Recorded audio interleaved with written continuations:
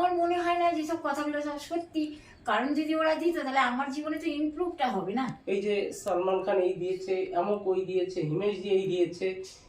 দিদি আমরা যে প্রতিনিয়ত তোমার কাছে আসি, এই যে আমি এত এই যে দুবার এলাম, আমি আবার নেক্সট উইকে আসবো। তো আমরা যে এসছি, এই যে আসার পেছনে অনেকেই আছে, অনেকে ভিডিও বানায়, অনেকে অনেক কিছু মিথ্যা প্রতিশ্রুতি দেয়। এই যে সালমান খান এই দিয়েছে, এমক ওই দিয়েছে, হিমেশ জি এই দিয়েছে, সবই তো মানে মানুষের গুজব।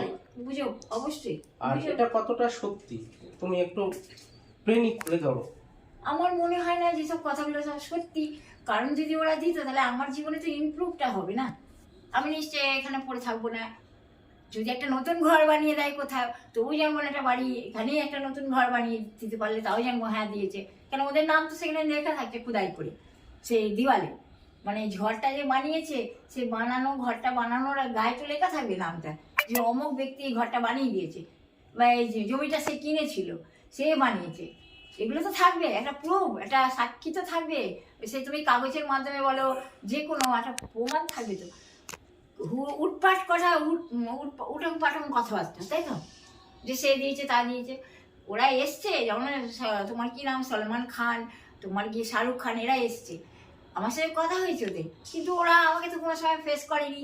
যে এই দিলে পরে তো টেলিভিশনে দেখাবে যে হ্যাঁ, বা সিনেমা স্ক্রিনে দেখাবে, তাই তো, পর্দায় দেখাবে, অথবা পেপারে দেবে যে হ্যাঁ আমাকে বাড়িটা বা যেখানে কোনো ঘর দিয়েছে সেটা দেখাবে তো, যে দিয়েছে বলে। আর সেটা তো আর কেউ মুছতে পারবে না। তো আমি বলছি সেই যদি মানে দেনেওয়ালা দেয়, তো ওদের কি ক্ষমতা সেটা নিয়ে নেওয়ার ক্ষমতা নেই। অথবা কে, কাকে ভরসা করি আমি? মালিককে। ঠিক আছে, আর মালিক, যে মালিক পারে, যার ক্ষমতা আছে তাকে মালিক বলি। আমি মালিক যাকে তাকে বলি না সে মালিক। যদি যাকে তাকে বলা যায় সে মালিক, তাহলে তো সে পারতো কাজটা করতে, পারে না তো। পারছে কেউ ঘর বানিয়ে দিতে? আমি পুরোনো বাড়িতে থাকি, এসে কত রকমের কথা বলে, আপনাকে এত টাকা দিয়েছে, অত টাকা দিয়েছে, এরকম বলতে থাকি। তো ঘর নাকি শুনলাম বাড়ি দিয়েছে, ঘর দিয়েছে, তো কোথায়? তোমরা যখন জানো যে তোমাদের ক্ষমতা নেই, তো তোমরা কেন বলবে এরকম কথা? যখন তোমরা দিতে পারোনি, তো কেন বলবে সে কথা? তোমাদের নিজেরই তো কোনো ঠিকানা থাকে না। কেউ কিছুই দেয়নি, সবই মিথ্যা, সবই ভিউজ পাওয়ার জন্য প্রতিশ্রুতি। আর এই যে দিদি সারাদিন এখানে থাকে, তাকে যে এত বিরক্ত করে, সে ঝাঁটাপেটা এটা ওটা করে, কখন তার সীমানা যখন অতিক্রম করে যায়, তার ধৈর্য আর মানে না, তখন সে আর তাকে এমন ব্যবহার করা যতক্ষণ না হয় ততক্ষণ মানুষ তারা বাজে ব্যবহার দিদির সঙ্গে করতে থাকে। এটা একদম অবশ্যই।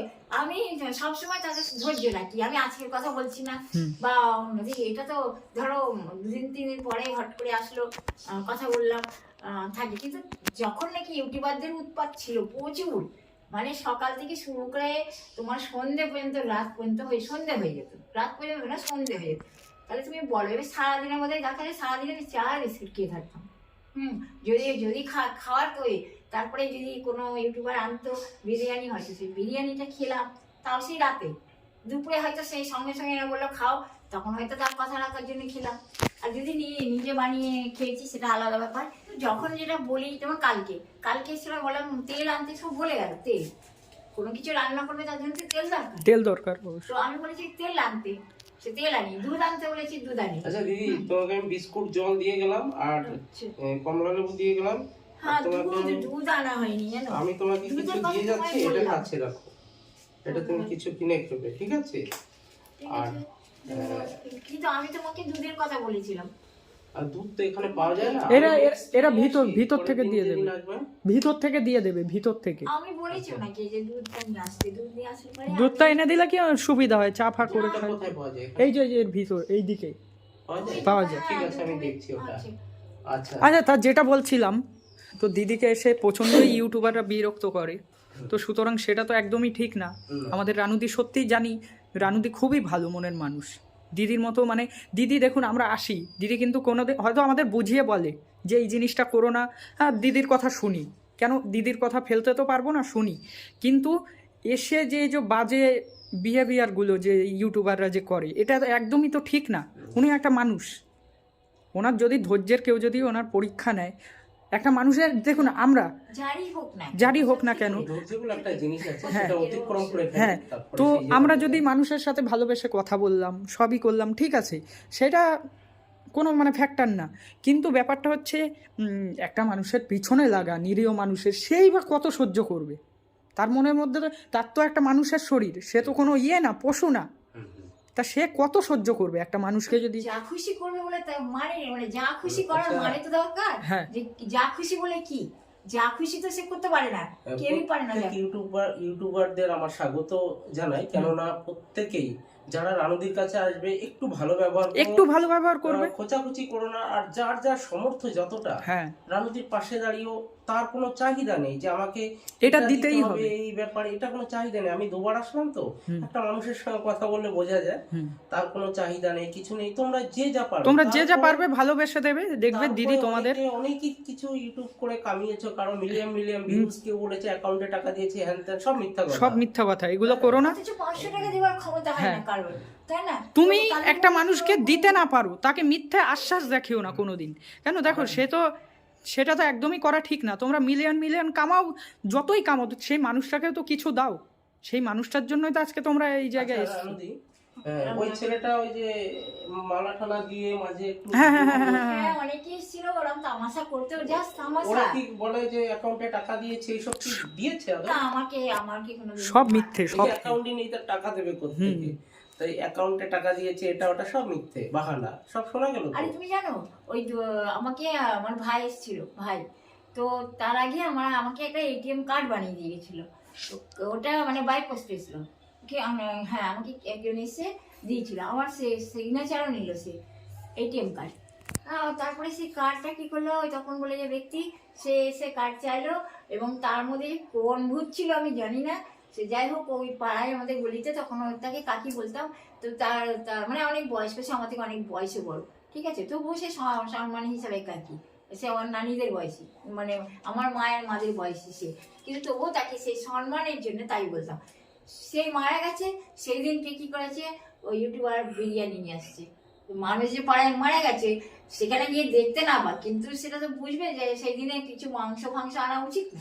এবার ওরা হয়তো জানে না, নাই মারলাম, সেইটাই খাওয়ানোর জন্যই তখন খাইয়ে ছাড়লো। মানে তার এখন মানুষ এরকম নিয়ম হয়েছে যে মানুষ মরে গেলে সেই দিনকেই ননভেজ বানায়, মানে মাছ মাংস বানায়, মানে নিরামিষের জায়গায় মাছ মাংস বানায়, নিরামিষ বানায় না। তো কিন্তু আসলে মানুষের কি নিয়মটা পালন, তাহলে কি সেই আত্মাটা কি শান্তি পায়? তার মানে তাকে অত্যাচার করছে, যে মানুষের কথাই বলো না।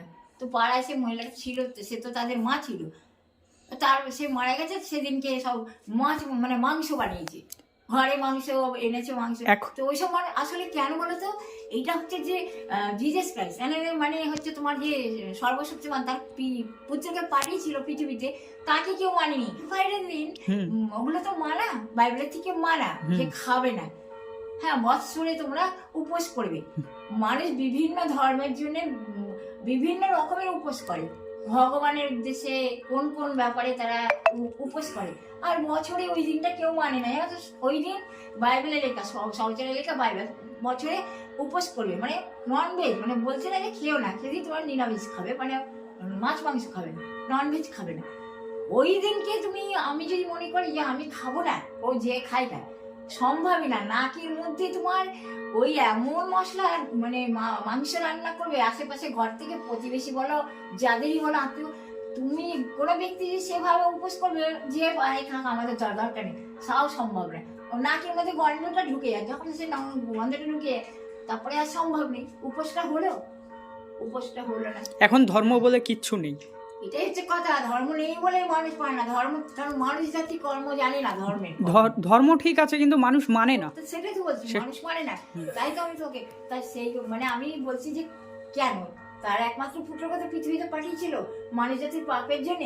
তো কি হয়েছে, ওই মহিলাটা মারা গেছে, মানে সে সম্পর্কে ওরকম ছিল, কাকি মারা গেছে, পাড়ারই কাকি ছিল সে, মানে কাকি সম্মানে আর কি। সে মারা গেছে, ঠিক আছে, সেদিন তার উপোস তো খাওয়া দূরের কথা, মানে মাছ মাংস বানিয়েছে। এবারে নিয়ে এসছে সে আরেক ব্যক্তি, বিরিয়ানি নিয়ে এসছে, এসে আমাকে দিয়েছে। তার আগে আমি বললাম আমাকে ফল এনে দাও। তো ফল এনেছিল বোধহয়, তার আগে হয়তো ফলও এনেছিল বোধহয়, কিন্তু ওই কি যেন আপেল না আঙুর এরকম এনেছিল ফল। কিন্তু কথা হচ্ছে যে সেটা বলার পরে, কিন্তু ওদের কি উচিত ছিল, আমি বললাম না আমাকে ফল এনে দাও, তারপরে জল। জল আনিনি, শুধু জল মানে ইয়ে এনেছিল, হ্যাঁ জলও এনেছিল। আর যেন আমি বললাম ফল এনে দাও আমাকে। আর সেদিন আমি তো চা খাইনি, আমি বললাম ওকে চা আনিয়ে এসে দিই। চা মানে দুধ নিয়ে আসতে, সে আনি। এবার যাকে বলি দুধ আনার কথা, সে যদি বা আনে তো একটা প্যাকেট আনে 10 টাকা দামের প্যাকেট। এবার বলো 10 টাকার প্যাকেট কতক্ষণ যায়? এবারে ওই লিকুইড যদি প্যাকেট আনে, সে তো আর বাঁধা ধরে না, বা সপ্তাহে 2 দিন 3 দিন না, কি রোজ কখনো সকলো আনে। যদি দেখি দুধটা মানে চা বানাতে দিই, চা অতি জঘন্য হচ্ছে, খাওয়া যাচ্ছে না, চা বানানো না বানানোর সময় দুধটা কোনো রকম যদি বা খাওয়া যায়, চা খাওয়া যায় না। তো এই ভাই ব্যাপার। গান বাজনার প্র্যাকটিস এখন কিরকম কি চলছে? এখানে ঘরে এসে কেউ প্র্যাকটিস করে না, ওই মোবাইলের মাধ্যমে হয়তো দেখায় এই গানটা কেমন, ওই গানটা যদি ভালো হয় বলি ভালো, না ভালো লাগলে বলি ভালো না, এরকম অবস্থা। গান বাজনার অবস্থাটা ওরকম, এটা ভালো লাগে না। আমাদের কলকাতা গান বাজনার উপর চর্চা হয়, কলকাতা প্রচুর এই নিয়ে ব্যস্ত থাকে। আমার বোর সঙ্গে কথা বললেন, ও কিন্তু গান বাজনা নিয়ে AA করেছে, ও গান বাজনার উপর অনেক কিছু করেছে, ও প্রফেশনাল স্টেজে গান করে, ও ভালো সিঙ্গার। আমি আমার অবধি না, অনেক জায়গা সার্চিং করলেই পাওয়া যাবে। তো ঠিক কথা। ওরা কিন্তু চর্চা করে, চর্চাটা রেখেছে, চর্চাটা রাখতে হবে। ঠিক কথা। আমরা তো বলে লেতি বললে হবে না। আমাদের অনেকগুলো ব্যাপার, একটা হলো আর্থিক ব্যাপার থাকে, একটা হলো পরিবেশের নানান রকম চাপ, বেঁচে থাকার একটা লড়াই, এই জন্যই কিছুই হয়ে ওঠে না। ঠিক ঠিক। হ্যাঁ, সত্যি করে, যাই হোক, তার মাঝে সবকিছু আবার ঠিক রাখতে হবে। সত্যি করে পরিবার সামলাতে হয়, সত্যি করে। আর তার কথা বলছি আর কি। দিদি আজকে দুটো গান হবে? অবশ্যই হবে বলো, দিদি। কথা শুনবে তুমি।